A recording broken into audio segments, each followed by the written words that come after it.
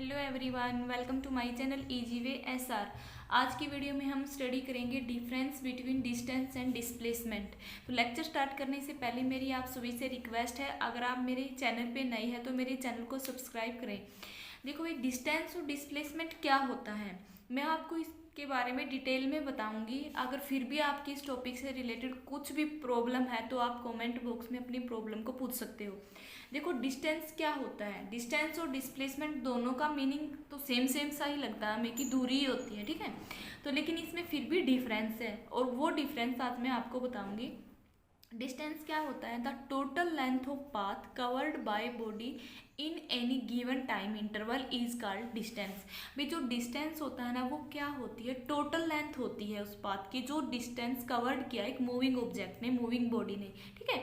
और जो डिस्प्लेसमेंट क्या होती है, पहले मैं इसकी डेफिनेशन करवाऊंगी, फिर आपको एग्जाम्पल से बताऊंगी कि क्या बताया गया इन डेफिनेशंस के अंदर, ठीक है।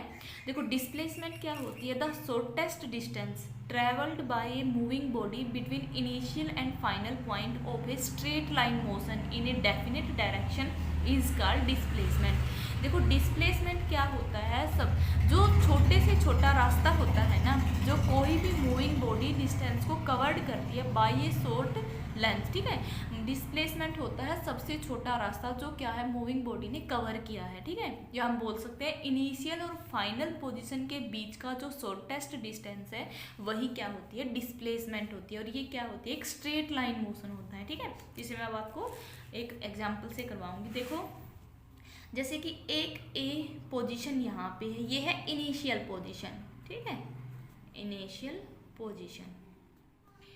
एक है बी पोजीशन, बी। मान लो ये है होम, ए पोजीशन पे है होम, बी पोजीशन पे है स्कूल।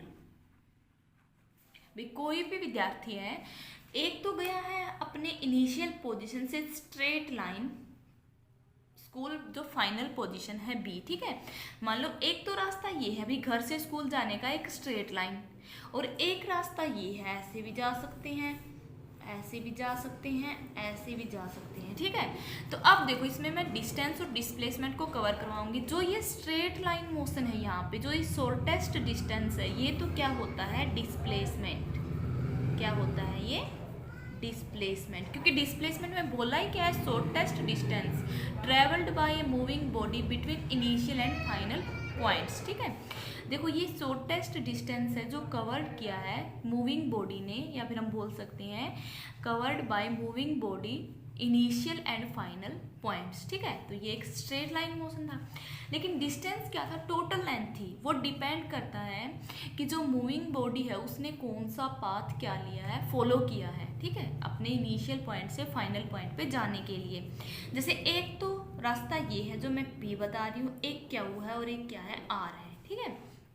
देखो, एक तो क्या है, हम अपने घर से इस रास्ते से गए हैं कहाँ, स्कूल में, ठीक है। इस रास्ते से गए हैं स्कूल में, तो ये टोटल लेंथ होगी ए से बी तक की, ऐसे गई है, ओके। देखो, एक तो ये शॉर्टकट था जो स्ट्रेट लाइन का था, सबसे छोटा रास्ता, तो डिस्प्लेसमेंट थी। बट जो डिस्टेंस है वो डिपेंड करता है जो पाथ फॉलो किया है मूविंग ऑब्जेक्ट ने, ठीक है। एक ये भी है और एक ये नीचे वाला भी है, ठीक है। और डिस्टेंस ये भी हो सकता है, इसे भी। मीनिंग क्या है कि जो हमारा डिस्टेंस है वो डिस्प्लेसमेंट के इक्वल भी हो सकता है। क्यों?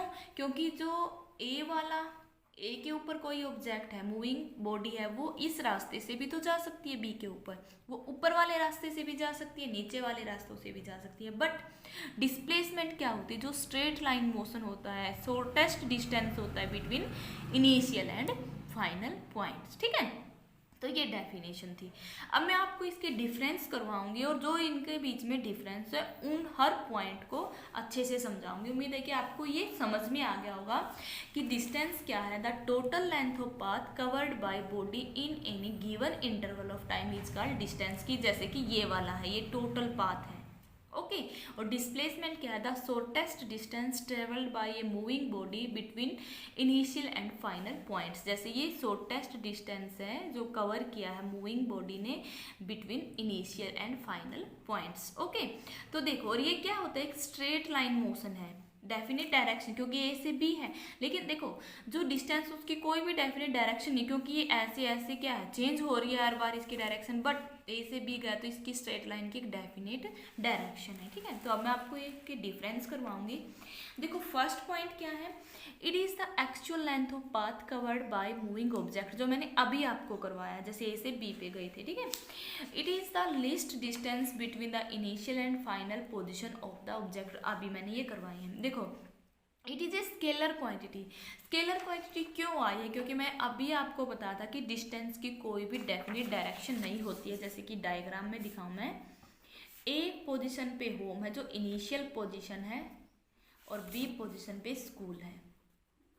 देखो ये तो था डिस्प्लेसमेंट ए से बी तक का, और ये पाथ क्या है, ये है डिस्टेंस का, जो बहुत सारे पाथ हो सकते हैं, क्योंकि वो डिपेंड करता है मूविंग ऑब्जेक्ट के ऊपर कि उसने कौन सा पाथ फॉलो किया है, ठीक है। तो इसकी कोई भी डेफिनेट डायरेक्शन नहीं है, क्योंकि देखो चेंज हो रही है हर टाइम में। तो जिसकी क्या होता है, कोई डेफिनेट डायरेक्शन ना हो के ओनली मैग्नीट्यूड हो, तो वो क्या कहलाता है, स्केलर क्वांटिटी होती है, ठीक है।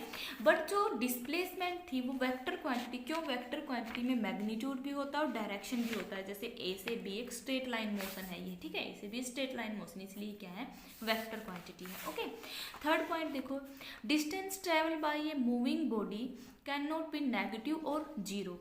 देखो जो डिस्टेंस होता है ना, वो कभी भी ना तो नेगेटिव हो सकता है और ना वो जीरो हो सकता है। लेकिन एक कंडीशन याद रखनी है, अगर कोई भी हमारी जो बॉडी है, मूविंग बॉडी, वो रेस्ट की पोजीशन में है, अगर वो रेस्ट की पोजीशन में है तब तो डिस्टेंस हम जीरो बोल सकते हैं, क्योंकि तब वो मूव ही नहीं करेगी, तो क्या डिस्टेंस कवर करेगी। बट मैंने कंडीशन बोली यहाँ पे, डिस्टेंस ट्रेवल बाय ये मूविंग बॉडी, कि वो चल रही है, तो वो कभी भी जीरो नहीं हो सकती। जब बॉडी मूव कर रही है तो वो क्या करेगी, वो तो क्या है, कुछ तो डिस्टेंस कवर करेगी, ओके। बट जो डिस्प्लेसमेंट है, displacement of moving body is negative, positive और जीरो। ये मैं कॉन्सेप्ट आपको अब बताऊंगी कि देखो जो मैंने बताया कि डिस्प्लेसमेंट तो कभी भी जीरो नहीं हो सकती, सॉरी डिस्टेंस और एक क्या है, डिस्प्लेसमेंट। जो हमारा ये थर्ड पॉइंट, इसमें क्या बताया कि डिस्प्लेसमेंट नेगेटिव भी हो सकती है, पॉजिटिव भी हो सकती है और जीरो भी हो सकती है, ठीक है। बट डिस्टेंस क्या है, ना नेगेटिव हो सकता और ना जीरो हो सकता। इसका क्या रीजन है, देखो मान लो एक सर्कुलर पाथ है, ये है सर्कुलर पाथ, और यहाँ पे है ए और यहाँ पे है बी, सॉरी भाई। देखो कोई भी ऑब्जेक्ट है, यहाँ से उसने मूव किया, मूव करके वो दोबारा से इसी पॉइंट के ऊपर आ गया, ए के ऊपर। मान लो कि यहाँ से मूविंग बॉडी ने क्या किया, स्टार्ट किया मूव करना, और ऐसे मूव करके वो दोबारा से ए पॉइंट के ऊपर ही आ गया। तो ऐसे केस में देखो अब इसकी इनिशियल और फाइनल पोजीशन सेम ही होगी, ठीक है। देखो जो डिस्प्लेसमेंट के, पहले मैं डिस्टेंस के उसमें बताऊं, तो डिस्टेंस तो टोटल क्या होगा, जो सरकमफेरेंस होगी सर्कल की, वही तो क्या होगा, हमारा डिस्टेंस होगा जो बॉडी ने कवर किया है, ठीक है। तो देखो सरकमफेरेंस का फार्मूला क्या होता है, 2πr। तो डिस्टेंस तो आया है 2πr के इक्वल, ओके। बट डिस्प्लेसमेंट क्या होगी इसमें, अगर डिस्प्लेसमेंट देखें इसी केस में, तो देखो यहाँ ए से ही चलना स्टार्ट किया था, ये ए के ऊपर आके ही रुक गया, तो इनिशियल फाइनल पोजीशन तो सेम होगी। तो डिस्प्लेसमेंट तो हमारी क्या थी, जो डिस्टेंस था बिटवीन ए एंड बी के बीच का, वही तो डिस्प्लेसमेंट थी। लेकिन यहाँ इस केस में तो इनिशियल और फाइनल पॉइंट एक ही है, तो डिस्प्लेसमेंट क्या होगी, यहाँ पे जीरो होगी, ठीक है। तो ये जीरो वाला केस आपको समझ में आया होगा। अब देखो नेगेटिव पॉजिटिव में मैं आपको बताऊँ, देखो डिस्टेंस में तो डायरेक्शन का कोई रोल ही नहीं होता, बट डिस्प्लेसमेंट अगर हम बोलेंगे कि 2 किलोमीटर की उसने क्या किया है, डिस्प्लेसमेंट कवर की, तो उसमें हम लिखेंगे 2 किलोमीटर इन ए गिवन डायरेक्शन। साथ में डायरेक्शन लिखना बहुत ज़रूरी है। देखो जैसे कि ये है, यहाँ पे हम डायरेक्शन लिख देंगे ईस्ट वेस्ट नॉर्थ साउथ, ठीक है। ये हमारी डायरेक्शन है कि एक ऑब्जेक्ट ने यहाँ पे क्या किया है, 10 किलोमीटर की दूरी तय की है, 10 किलोमीटर डिस्टेंस लिया उसने यहाँ पे, ये है नॉर्थ डायरेक्शन में, ठीक है। डायरेक्शन का केस हो रहा है तो वो डिस्प्लेसमेंट है कि कोई भी ऑब्जेक्ट मूव कर रहा है, कोई भी बॉडी मूव कर रही है इन डायरेक्शन ऑफ नॉर्थ, ठीक है, इस डायरेक्शन में मूव कर रही है, तो अगर हम साउथ में देखें, यही साउथ में देखेंगे तो ये -10 आएगा, ठीक है भाई। इसके अगर हम अपोजिट देखेंगे तो माइनस होगा, तो इसीलिए क्या होती है डिस्प्लेसमेंट, नेगेटिव भी होती है और पॉजिटिव भी होती है, ठीक है। तो ये आपको देखो थर्ड में क्या है, सॉरी जो इसका फोर्थ उसमें क्या, distance can not be less than displacement. अब देखो यहाँ पे कि जो हमारा डिस्टेंस था, जैसे कि ये डायग्राम था कि ये जो मैंने यहाँ पे ये पाथ बताया, ये क्या है, ये डिस्टेंस है, ये पाथ है डिस्टेंस का और ये पाथ है डिस्प्लेसमेंट का, किसका, ये डिस्प्लेसमेंट का, ठीक है। तो देखो जो हमारा डिस्टेंस वाला ये पाथ है ना, ये तो ज़्यादा है ना इस पाथ से, ए और बी वाले पाथ से, ठीक है। तो इसकी कंडीशन ये है कि जो डिस्टेंस है वो हमेशा या तो ग्रेटर देन रहेगा डिस्प्लेसमेंट से, या फिर वो जो डिस्टेंस है इक्वल रहेगा डिस्प्लेसमेंट के, ठीक है। इक्वल क्यों रहेगा डिस्प्लेसमेंट के, कि जो हमारी, क्योंकि मैंने पहले ही बताया कि जो मूविंग ऑब्जेक्ट है वो क्या है कि कौन से पाथ को फॉलो कर रहा है, तो उसके ऊपर डिपेंड होगा उसका डिस्टेंस कितना कवर किया है, ठीक है। जब ये मूविंग ऑब्जेक्ट इस पाथ को फॉलो करेगा तो ये ग्रेटर देन होगा इस डिस्प्लेसमेंट से। बट अगर कोई भी मूविंग बॉडी है वो इसी पाथ को फॉलो कर रही है जो डिस्प्लेसमेंट वाला है, तो इसीलिए जो डिस्टेंस है वो इक्वल होगा डिस्प्लेसमेंट के, ओके।